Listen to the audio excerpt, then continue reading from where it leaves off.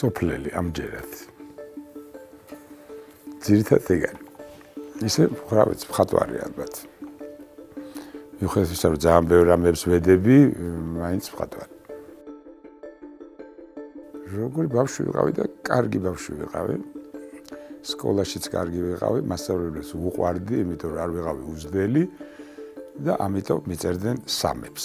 თუმცა ეგეც არ მეკუთვნოდა. ერთი ხუთიანი მქონდა ხატვაში. ეგ იყო და ეგ. მე არ მეყვარდა სკოლა, მასწავლებლებს უყვარდი. ახლა გამოვიტანეთ აზრი. კაი ბავშვი ვიყავი რა. მოკლედ. პროფესიის არჩევის ალტერნატივა არ იყო, იმიტომ რომ ბავშვობიდან იყო რომ მე უნდა ვიყო მხატვარი. იმიტომ რომ ამას დედაჩემი სულ მეუბნებოდა რომ შენ უნდა იყო მხატვარი.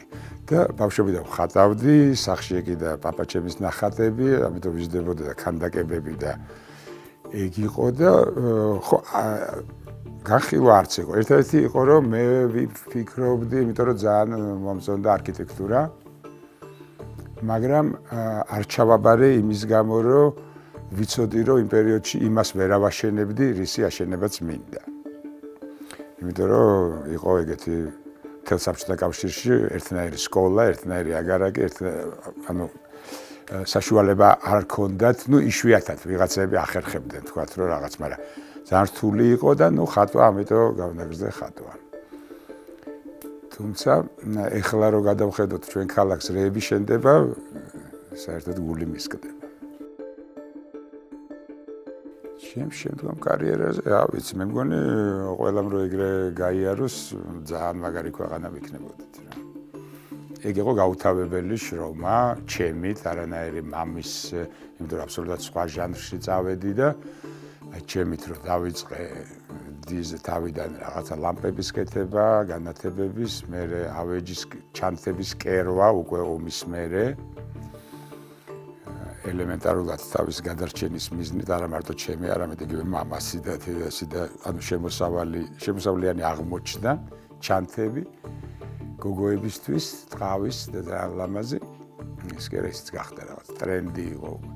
მერე იყო ავეჯი დავიწყეთ, ვაგროვებდით მე და რატიერაძე რკინებს გადაგდებულ ქუჩაში რკინისგან და ფეხის საწმენდი მოპარული ხალიჩებისგან სადარბაზოებში. იმით იკეთება, ეს გაგრძელდა ძალიან დიდხანს, ეგეც აღმოჩნდა, რომ არის ძალიან ტრენდული და უცხოელები ყიდულობდნენ ძირითადად. და მე გადავედი ინტერიერის დიზაინზე.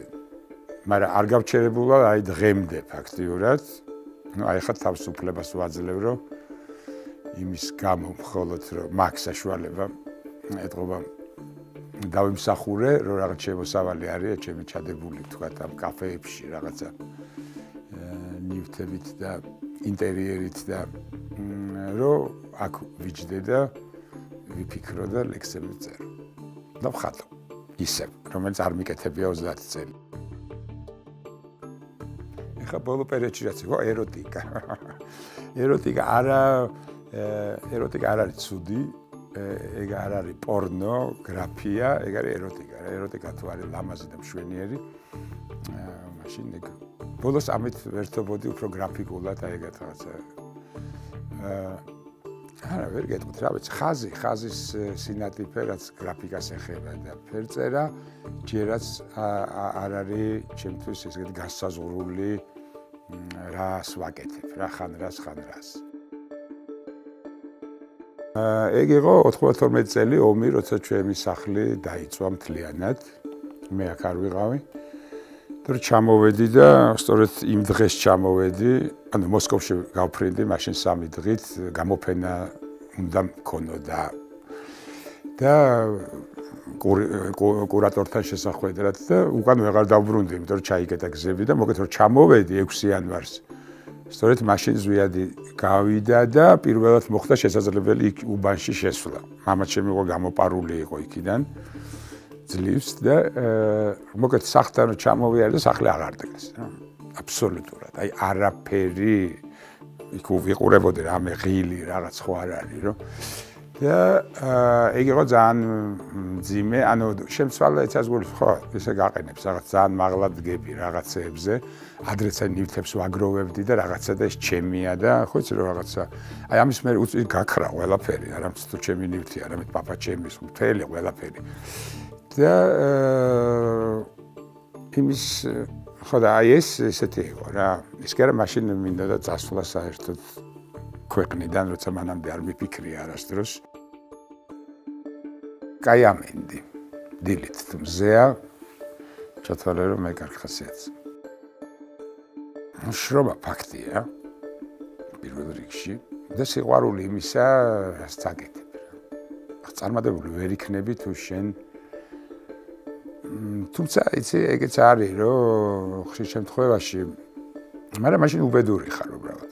შეიძლება ხო რა მშობლების იმით ჩააბარო ფიზიკურზე და ნიჭიერი ხარ და შეიძლება კათედრის გამგეციყო მერე და ფიზიკის დარგში, მაგრამ ირკვევა რომ თურმე გინდა რომ მებაღე იყო მთელი. აი ეგ არის შენი იდეა. ეგ არსებობს ეგეთი ლოგოთერაპია, რომელიც ამას ხშირად ვინც ან თავის მოკვლის მცდელობა ან რაღაც ქონდა და იქ სულ ეს ფსიქოლოგი გელაპარაკება და პრინციპში იქამდე მიყევ ხარ რომ თურმე შენ იმით არ ხარ იმის გამო კი არ ეკლავ ვიღაც გოგოს გამო თავს იმიტომ რომ აბსურდი სისულელე რომ შეიძლება ვიღაცა გოგოს გამო მოიკლო თავს შენ თავს იკლავ იმიტომ რომ ცუდად ხარ იმიტომ რომ იმ საქმეს არ აკეთებ რაც შენია რაც შენ გინდა ეგ არსებობს ეგ ბევრს აქვს და ამიტომ ეს პროფესიის არჩევა ალბათ არ შეიძლება აიძულო რაღაცნაირად უნდა დაეხმარო რომ თან თავისი მონახოს ან მერე ნახულობს შეიძლება იმას აქში ვერ არჩევს მაგრამ იმას თუ აკეთებ რაც შენ მოგწონს და რაც შენ გინდა და რაც გიყვარს მაშინ ალბათ გარკვეულ ამას მიაღწევ თუ ნიჭი გაქვს რა თუ ნიჭო ხარ და სხვა რამეს აკეთებ და საერთოდ დაგწყევლა გამშენმა არ გამოვა ცნობის მოყვარეს საერთოდ აღარა ვარ, იმიტომ რომ აი Facebook-ი მაქვს, მაგრამ საერთოდ არ შევდივარ. Messenger-ს ვიყენებ უფრო. არც ვიყავი ცნობის მოყვარე და ბევრი რამე ჩემ პროფესიას არ ვიცი და აი რაღაც ხო არის რომ ახლა ინტერნეტია და კომპიუტერი არა მაქვს. ეხლა როგორ ვიქნები ცნობის მოყვარე, როცა არ აქვს კომპიუტერი, მარტო ტელეფონი. ვედისტერის მჯერა და კარმის მჯერა, იმიტომ რომ იცი რა არის აი ხიფათიანი ხალხი, არის არახიფათიანი. ხო მე არახიფათიანი ვარ. ჩემი ძმა, ჩემი შვილი ხიფათს რაღაცა წდებათ, რაღაცა ემართებათ. აი მე მახსოვს იგივე 90-იანებში კომენდანტის საათი რო იყო, სახელოსნოდან სოლაკი და ბაგებში მდავდიოდ, ფეხით მივდიოდი ღამე.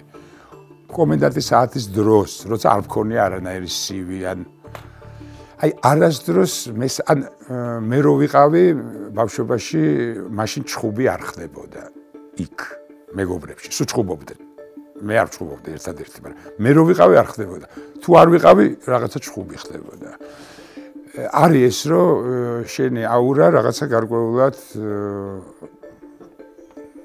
არ ვიცი ისე მოძრაობ რომ რაღაცები არ გემართება რაღაცა სამი ავარია იყო სასწაული და იქ რო დახედეს როგორ გადავრჩით საერთოდ გაუგებარი იყო, იმიტომ რომ მანქანად დაჭყლეტილი იყო და ამოვედით, ოდნავ დავიბეჭდი. აი წარმოუდგენელი ანუ ეგ არსებობს, კი, არის რა, არის. ხო ხიფათიანი ხალხი, არა ხიფათიანი. აი გარკვეული შენი კარმაა, რომელიც ნუ ეგეთია რა. როგორც მამა ვარ ზღაპარი და მეგობარია შვილი, ეგრე ვიყავი მე მამაჩემთანაც და ესე იგი შვილთან არ ამაყო შვილი მე ვიტყოდი რომ ყველაზე უფრო მაგარი მეგობარი შვილი მყავს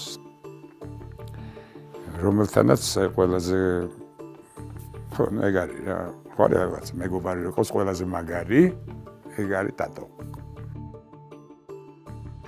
ოცნება ადრე მქონდა რა იცი რომ გაფრენა მინდა რა თუმცა დავდიოდი თვითფრინავის სტარებაზეც ну ეგრე იქამდე ვერ მივედი რომ მარტო გავეშვი თვითფრინავით მაგრამ თვითფრინავი იმდენად ის არ არის იქ მაინც მოტორია და მიდიხარ უფრო აი პლანერი რომ ფარფატებ რა და ადრე ვიძახდი რომ ეგრე უნდა უდალეთში ეს მაშინ არ იყო ეს დამთავრებული სახლი ახლა მოვჭით 30 წელია ეს სახლი ეგრე იდგა და ვფიქრობდი რომ მაშინ ანუ ნიკოლაძეში ვსწავლობდი რომ ალბათ იქ შევიძენ მეთქი იმას ასაფრენ ბალონს. ნუ დიდები როა რა თავის იმით. კალათით. და იქ მექნება თქო და უკვე ძალიან რომ მიხვდები რომ უკვე დაბერებული ვარ. მეთქი რამე სუპს არ ქისის დროს მაგარი ქარი როა, მეთქი ავფრინდები და სადღაც წამიღებს და ეგრე გავქრები. ეგრე მიგდოდა. ბალონი არ მაქვს, თორე ეხაც არ ვიტყოდი უარს. არ ვიყურები რა სარგეში და არა ვარ პრანჭია და მიუხედავად რომ ზოგჯერ არის ხოლმე რაღაცა ჩავიცვავ და თუ მოგზაურობდი რატომღაც მარტო და უფულოდ ფულით არასდროს მიმოგზაურე და არც მაგ და გამოვარჩევდი საბერძნეთს სადაც წავედი $200 და სასწაული ერთი თვე ნუ ახლა მაშინ საბერძნეთს რომ დავიწყო ახლა ლაპარაკი შორს წავალთ ჩემი სამყარო არის თბილი რა თბილი ტონალობა ყოველთვის რაღაც თბილ ტერაკოტის ფერი რა ვიცი შეიძლება წაღლი მე ადრე მყავდა ამ ვავამდე ზუსტად ეგეთი შავი ქუჩაში ნაპოვნი ძაღლი და იმას მახსოვს მაშინ მიგრაშუაში მაგრამ იმდენად ისე მიყურებდა და ისეთი ადამიანი ვით იყო რომ ხო არის ზღაპრებში რომ ბაყაყია და აკოცო და გადაიქცეო და ეგრე მოდიოდა ხოლმე და ეგრე აქ მიყურებდა რა თქვათ რომ მეძინა და ვიფიქრე იქნებ უნდა ვაკოცო ხა ტუჩებში რომ და ერთხელ ვაკოცე ორჯერ ვაკოცე და მეთქი რას ვაკეთე და მე ვიფიქრე ვაიმე იქნებ მესამედაც უნდა ვაკეთო ხო ეთქვა რომ ხო შეიძლება იფიქრა რომ ერთიც ეკოცნა მაგრამ არ გადაიქცა ხო არ ვიცი ალბათ ძაღლი არ ვიცი რაღაც ცუდი არ ამგონია